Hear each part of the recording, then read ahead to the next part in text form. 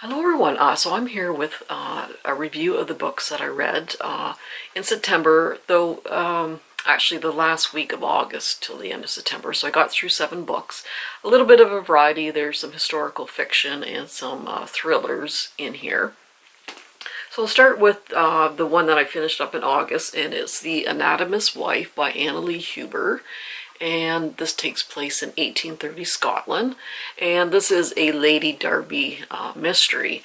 So this woman is a widow. Her husband was an anatomist, and so he dissected bodies and studied bodies and that, and then she was forced to watch and do the drawings and that for him. So it was just basically a very loveless, abusive marriage. And then there was a scandal after he died, and she was put on trial, and then she was found innocent. And anyway, she ends up going to her sister and brother-in-law's estate and staying there.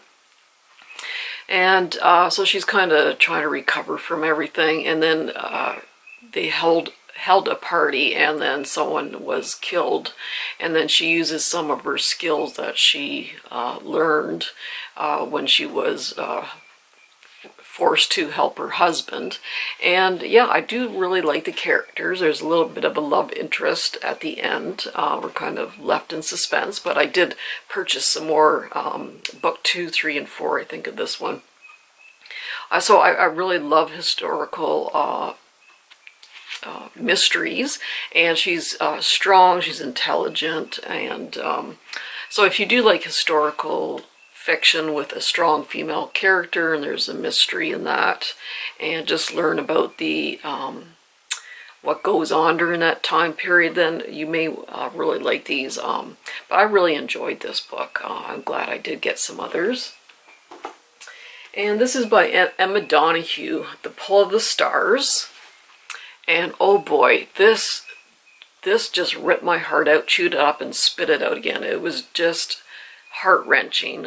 This takes place in 1918. It's just near the end of the First World War, and the pandemic is, the 1918 pandemic is just raging. It takes place in Ireland. It's mostly in this very small ward.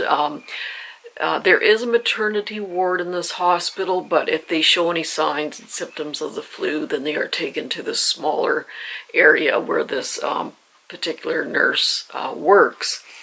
And yeah, it's just everyday happenings in this small maternity ward for the flu patients. It's very sad. It's very moving. There is some very graphic medical procedures, so if you're a little bit squeamish. So yeah, I've had 3 very difficult pregnancies. 2 of my sons have passed away. The first as a newborn, so I could really relate to what these women were going through, and you feel kind of frustrated because there's only so much these people could do. And yeah, I just bawled my eyes out. Usually a story I'll kind of cry at the end of a book. Not too often, but once in a while there's a book that kind of makes me cry. But usually at the end of the book, I was bawling my eyes out throughout this book, because I can unfortunately relate to difficult pregnancies and pregnancy loss and that sort of thing. But yeah, it'll make you cry. If you're not into those like medical procedures and that sort of thing, I just found it fascinating being a nurse myself. You know, how much they were able to do and how much they weren't able to do to help these women. So I really did enjoy that book. And then The Hunting Party by Lucy Foley. This is a thriller, and there is a group of university grads who every year on New Year's Eve pick a different place to kind of celebrate and just have like a reunion sort of thing. So there is a lot of suspects. You know right off the bat that someone has passed away, you know, right in the first chapter. And then throughout the story, you have to figure out, okay, who's died and who did it. So yeah, that takes place in the Scottish Highlands in a remote cabin, and I really enjoyed it. A lot of the suspects weren't the most likable people, but I guess that's the whole point, is the more suspects the better. It is told from different points of view, so each character has their own point of view, and that, so I actually really did enjoy that. And I did get another one of hers, I think it's, I can't remember the name of it now. Anyway, it takes place during a wedding on a remote Irish island, so that that's the next one I'm going to be reading of hers. But I really did enjoy this one. I got give it like maybe 4 out of 5 stars for that one. This is In a Cottage in a Wood by Cass Green. So this one was okay. This woman was out for a walk during the night after a party, and then she finds this woman that is going to jump off a bridge in London and commit suicide. And she talks to her for a while, and just before she jumps, this woman makes a phone call and gives her this note. And anyway, she finds out later that she has inherited this woman's cottage. So she goes to it. She's kind of down and out, so she's just expecting to go there, fix it up, and, you know, sell it and leave and that.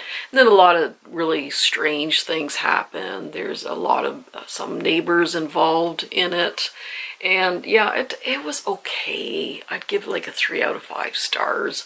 It really wasn't, I think it was trying to be creepy, but to me it really wasn't that creepy. There was 2 twists in the story. I did figure out the first twist early on, though it was kind of a twist on a twist.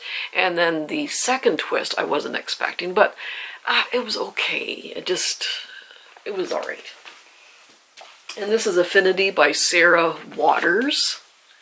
And this took place in the 1870s. This woman tries to commit suicide, but because she's well off, she's just kept with her family. Normally people would be either probably sent to prison if they tried to commit suicide, but she was told to just volunteer at this woman's prison and help the prisoners out. So she goes there, and she's quite fascinated by this one woman, and yeah, there's quite the twist at the end, which makes it just very, very sad. I did realize, but this was made into a movie, or I'm not sure if it was for the theaters or just for TV. I'm not sure, but there is a movie on this. So yeah, it was.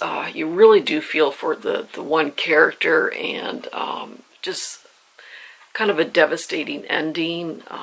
So it was pretty slow, the first 2/3 of the book. It was pretty slow. They were trying to, it was very atmospheric, but it just kind of slow building up, and then at the ending was quite good. So I really did enjoy it. And I did get another one of hers. I picked up this Fingersmith at a used bookstore, and this one takes place in 1862, about this orphan who is brought in by these thieves and that. She's taught how to steal and that sort of thing, and then she I think it's a relative comes and takes her in, who's quite well off. So she's trying to adjust to this new lifestyle, but she's still kind of very attached to the people that she grew up with. So, alrighty, and then there is Barbara Erskine, River of Destiny. And this is one of those storylines that take place in the present and jumps back and forth from the past to the present. And this actually has 3 different timelines rather than just 2 timelines. So there's a present day in Suffolk. This couple moves into this barn that was built, you know, hundreds and hundreds of years ago. And then it goes back in time to Anglo-Saxon times, and then in the, I think it's the 1800s. So there's 3 different storylines going on. And yeah, I really actually did enjoy this one. It was about close to 500 pages, but I don't know, it just seemed to go by fairly quickly. And it wasn't difficult to keep track of the 3 timelines. There's a little bit of supernatural, paranormal stuff going on, but not a lot. But yeah, I really enjoyed it. And this is Nikki French, Blue Monday. So Nikki French is actually this married couple who write these books together. And this particular series involves I think a psychotherapist, I believe it is, called Frida Klein. And she gets involved in this missing child case. And there's a really interesting psychological phenomena that happens, and I'm not going to go into it, but that'll give it away. But it's quite fascinating. And yeah, this one's called Blue Monday, and then there's something Tuesday, something Wednesday, so you can kind of keep track of what comes first. But this is the first book in the series, and she works with the police to find missing children. I'm sure at some point there's going to be a murder in some of the other books that she helps them with. But yeah, I actually really, really enjoyed that one. Definitely give this about a 4 out of 5 stars. I did get some more of her books, and looking forward to those ones. So that is my the books that I read in September. So I'm going to pick out some kind of spooky books there for October. Some thrillers or horror stories or historical fictions are great for the fall also. So I will pick out some books there to read in October, and maybe do a video of what I want to read in October. So that's it. I hope you enjoyed, and let me know if you read any of these books or any other suggestions. And so take care, be kind, and we'll see you soon. Bye-bye.